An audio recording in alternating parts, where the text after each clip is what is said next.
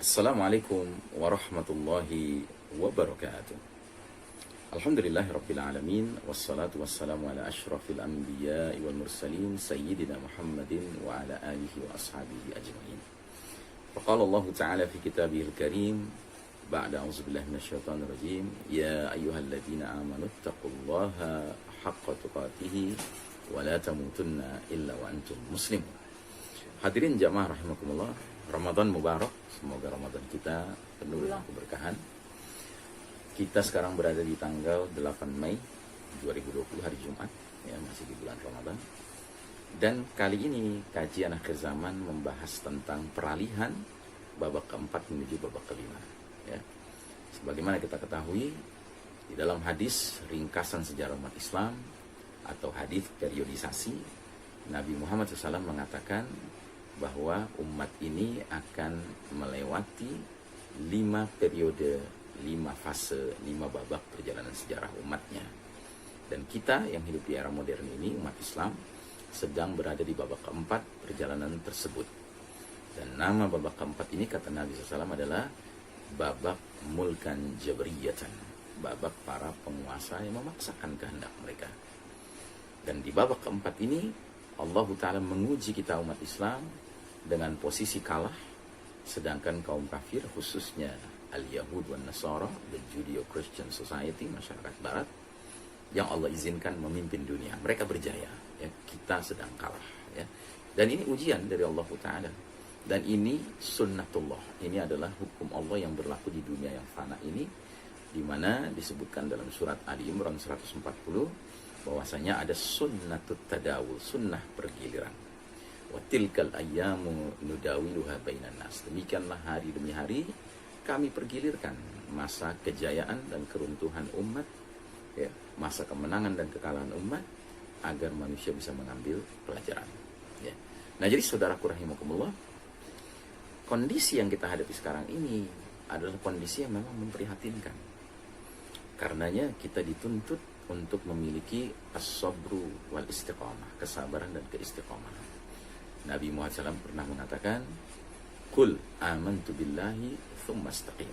Katakanlah, aku beriman kepada Allah, kemudian istiqomahlah, ya. Jadi menang dan kalah itu sepenuhnya hak Allah Ta'ala untuk menentukan jadwalnya, ya. Nah, tugas kita orang beriman ini adalah bagaimana memastikan diri kita beriman, dan kedua, beristiqamah dalam posisi iman itu, sekalipun kita sedang kalah, ya. Nah, saudaraku rahimakumullah, alhamdulillah di dalam hadis tersebut Nabi kemudian menggambarkan bahwa babak keempat ini bukan merupakan babak terakhir. It is not the final chapter. Ini adalah babak terminal yang akan berlalu juga. Nabi bersabda, "Tsumma takunu mulkan jabriyah, fatakunu masyaallah wa antakun, tsumma yarfa'uha idza syaa yarfa'ha." Kemudian datang babak keempat, babak para penguasa yang memaksakan kehendak selama masa yang Allah kehendaki, dan ketika Allah berkehendak, babak keempat itu akan berlalu, ya. Jadi akan berlalu dia, ada expired date-nya, ya. Tsumma takunu khilafatan ala minhajin nubuwah. Kemudian akan datang babak kelima, babak kekhalifahan yang mengikuti, yang sesuai dengan manhaj kenabian, metode kenabian dalam hal kepemimpinannya. Tsumma sakata. Kemudian Nabi diam. Kemudian Nabi diam adalah isyarat sampai disitulah batas akhir umur umat Islam. Dan setelah itu, tidak terlalu lama setelah itu, ya, Allah akan takdirkan terjadinya as-sa'ah, ya, the hour, ya, kiamat, ya, berakhirnya dunia yang fana ini. Nah, jadi saudaraku rahimakumullah, yang sekarang menjadi pertanyaan kita adalah bagaimana gerangan peralihan dari babak keempat ke babak kelima itu. Sebab ketika kita beralih dari babak keempat ke babak kelima, akan terjadi lagi sunnatut tadawul, sunnah pergiliran. Yang tadinya kaum kafir diberi Allah hak berjaya, hak memimpin dunia ini, termasuk memimpin umat Islam. Kemudian di babak kelima nanti Allah Ta'ala akan cabut kepemimpinan kaum kafir itu, dan Allah serahkan kepada kaum beriman untuk memimpin dunia ini, ya. Dan itulah era kejayaan umat kembali, ya. Nah, kalau kita pelajari berbagai bahasan-bahasan para ulama kita berdasarkan hadis-hadis Nabi SAW mengenai alamatus sa'ah, mengenai tanda-tanda menjelang kiamat, maka tampaknya peralihan dari babak keempat ke babak kelima ini akan memiliki satu keadaan seperti yang digambarkan dalam surat Alam-Nashrah. Allah Ta'ala berfirman dalam surat Alam-Nashrah, fa inna ma'al usri yusran, inna ma'al usri yusran. Maka sesungguhnya bersama kesulitan ada kemudahan. Sesungguhnya bersama kesulitan ada kemudahan. Jadi peralihan kita dari babak keempat ke babak kelima akan mengandung banyak kesulitan, akan mengandung banyak turbulensi, ya, ujian-ujian, ya, fitnah-fitnah yang dahsyat. Tetapi bersamaan dengan itu akan ada pula kemudahan, akan ada busyra, kabar gembira kepada orang-orang beriman. Ya. Nah, kesulitan-kesulitan itu apa? Kesulitan-kesulitan itu, ya,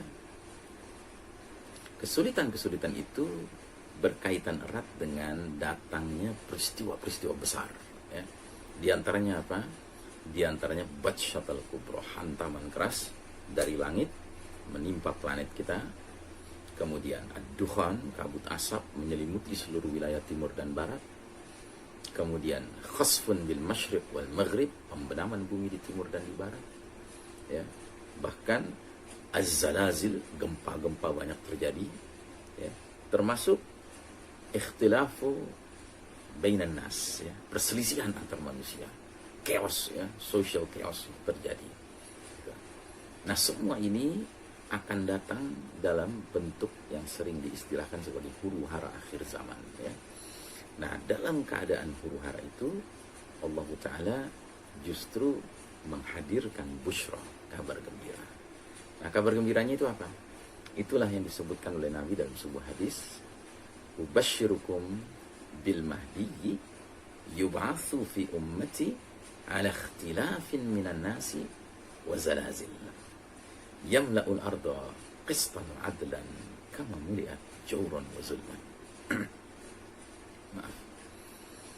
Aku kabarkan berita gembira kepada kalian, kata Nabi, yaitu berupa diutusnya Al-Mahdi ke tengah umat ini saat banyak perselisihan antar manusia dan gempa-gempa. Al-Mahdi akan penuhi bumi secara merata dengan keadilan setelah bumi sebelumnya dipenuhi secara merata dengan kezaliman. Ya. Jadi jelas dari hadis ini kita bisa simpulkan bahwa zuhur Al-Mahdi, hadirnya Al-Mahdi, ya, munculnya Al-Mahdi, ya, di tengah-tengah umat ini adalah turning point, titik balik keadaan yang sebelumnya penuh dengan nilai-nilai yang buruk, ya, kezaliman, ya, kemaksiatan, kemungkaran, kesombongan, kekufuran, kesyirikan, kemunafikan, ya. Dan situasinya akan berbalik menjadi situasi di mana dunia dipenuhi dengan keadilan, ya. Keadilan, keimanan, ya, keberkahan, ya, kedamaian, ya. Nah, ini bermunculan. Nah, jadi ini yang harus kita pahami. Karenanya setiap kita membicarakan tentang peristiwa-peristiwa menyangkut huru hara akhir zaman, hendaknya kita tidak sekedar memiliki rasa khawatir. Hendaknya kita tidak sekedar menjadi panik, ya. Tetapi kita hendaknya juga sadar bahwa bersama dengan peristiwa-peristiwa dahsyat itu akan ada, ya, satu keadaan yang justru menimbulkan optimisme. Nah, keadaan itu adalah hadirnya the certified leader, pemimpin yang mendapat sertifikasi dari Allah dan Rasulnya, yang dijamin ketika dia muncul tidak ada yang bisa menghalangi dia untuk merubah dunia ini dari kondisi penuh kezaliman menjadi kondisi penuh keadilan. Tentunya dengan dukungan umat beriman yang menjadi bahagian dari pasukannya, barisannya, ya, Jaisyul Mahdi, pasukan Al-Mahdi. Nah, karenanya setiap muslim mukmin yang faham akan hal itu seharusnya dia tidak fokus sekedar kepada kekhawatiran akan terjadinya dukhan, akan terjadinya gempa-gempa, Batshatul Kubra. Itu juga perlu diantisipasi. Tetapi bersamaan dengan itu, dia perlu menanamkan dalam dirinya suatu keyakinan Berarti kalau peristiwa-peristiwa dahsyat ini muncul, tandanya juga peristiwa yang menggembirakan akan segera mengiringinya. Ya. Dan dalam konteks peristiwa menggembirakan diutusnya Al-Mahdi ke tengah umat ini, Amirul Mukminin fi akhir zaman, pemimpinnya kaum beriman di akhir zaman, kita teringat dengan satu instruksi dari Nabi SAW yang keluar 15 abad yang lalu yang berbunyi, فَإِذَا رَأَيْتُمُوهُ فَبَايِعُوهُ وَلَوْ حَبْوًا عَلَى الثَّلْجِ فَإِنَّهُ خَلِيفَةُ اللَّهِ Al-Mahdi. Kalau kalian sudah melihat tanda-tanda kemunculan Al-Mahdi, hendaknya kalian berbaiat dengannya, sekalipun harus merangkak-rangkak di atas salju, karena sesungguhnya dialah Khalifatullah Al-Mahdi. Nah, jadi saudaraku rahimakumullah, ya, kita harus punya satu tekad, ya. Semoga kita termasuk yang dimudahkan Allah Ta'ala untuk boleh diizinkan Allah bergabung dengan Al-Mahdi. Sebab kalau kita bergabung dengan Al-Mahdi, berarti kita akan hidup di bawah naungan khilafah ala minhajin nubuwah yang dipimpin oleh beliau. Sementara kalau kita tidak bergabung, ya tentunya kita akan berada dalam kondisi yang sendiri, atau kalaupun tidak sendiri, dengan kelompok kecil umat Islam yang tidak bisa bersama-sama dengan pimpinannya, ya. Dan itu berarti apa?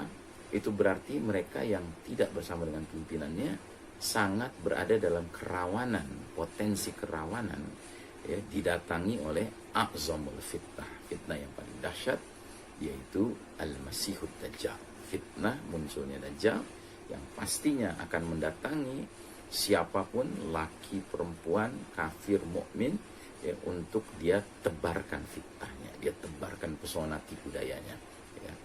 Dia akan menyatakan ana rabbukum, aku Rabb kalian, dan dia perlihatkan berbagai sihirnya yang bisa membuat orang-orang yang lemah iman dan orang-orang yang kafir segera akan tunduk dan menjadi hamba dari Dajjal, ya. Dia menyatakan ana rabbukum, aku Rabb kalian, dan mereka pun akan membenarkan. Tapi orang-orang yang beriman yang istiqomah, sekalipun mereka tidak gabung dengan khilafah, sekalipun mereka tidak diizinkan Allah berbaiat dengan Al-Mahdi, mereka akan punya sikap yang firm, yang kokoh. Ketika Dajjal datang ke tempatnya, mereka dengan mantap akan mengatakan Rabbun Allah, ya Rabb kami Allah, anta al-Masihud Dajjal, engkau inilah al-Masihud Dajjal. Dan itu berarti mereka akan, konsekuensinya mereka akan dijebloskan oleh Dajjal ke dalam nerakanya, ya, tempat siksaannya. Tetapi kan Nabi Muhammad SAW sudah mengatakan, bersama Dajjal dia punya jannah, dia punya nar, dia punya surga, dia punya neraka. Jannatuhu nar, wa naruhu jannah, ya. Surganya Dajjal justru adalah nerakanya Allah Ta'ala. Jadi mereka yang memilih surganya Dajjal pada hakikatnya mendaftarkan diri untuk menjadi ahlun nar di akhirat nanti. Sebaliknya mereka yang memilih nerakanya Dajjal, mereka lah yang registrasi untuk menjadi ahlul jannah di akhirat kelak nanti. Nah, tentunya orang-orang beriman tidak akan, ya, tertipu oleh Dajjal. Tapi kalau kita bicara keinginan, mungkin keinginan kita, ya, yang lebih besar adalah kita diizinkan Allah Ta'ala ketika proses peralihan itu terjadi dengan segala bencana-bencana dahsyat yang terjadi, kita dimudahkan Allah, diizinkan Allah berhijrah dan berbaiat bergabung dengan Al-Mahdi, ya. Karena saudara rahimakumullah, kalau kita diizinkan berbaiat bergabung dengan Al-Mahdi, tentunya kita berada bersama kaum muslimin, mukminin lainnya, dan kita akan menjalankan proyek besar, yaitu proyek dakwah ilallah, proyek al-jihadu fisabilillah, membebaskan negeri demi negeri yang tadinya dinaungi oleh hukum-hukum selain hukum Allah, untuk kemudian tunduk kepada hukum Allah, sampai kita bersama-sama dengan Isa alaihissalam akan berperang melawan Dajjal, ya, dengan pasukan Yahudi yang dia pimpin. Inilah barangkali gambaran sekilas mengenai peralihan dari babak keempat ke babak kelima. Semoga Allah Ta'ala, ya, menanamkan dalam diri kita as-sabr wal istiqamah, dan semoga kita meraih akhir dari hidup kita di dunia yang fana ini dengan husnul khatimah. Syukur-syukur Allah izinkan kita berbaiat, hijrah, baiat, dan berjihad, kita memperoleh setinggi-tingginya kematian, yaitu al-mautu fi sabilillah, asma amanina, syahadah, yang mati syahid sebagai puncak cita-cita kami. Demikian, Wassallallahu ala nabiyyina Muhammadin wa ala alihi wa ashabihi ajma'in. Walhamdulillahirabbil alamin. Wassalamualaikum warahmatullahi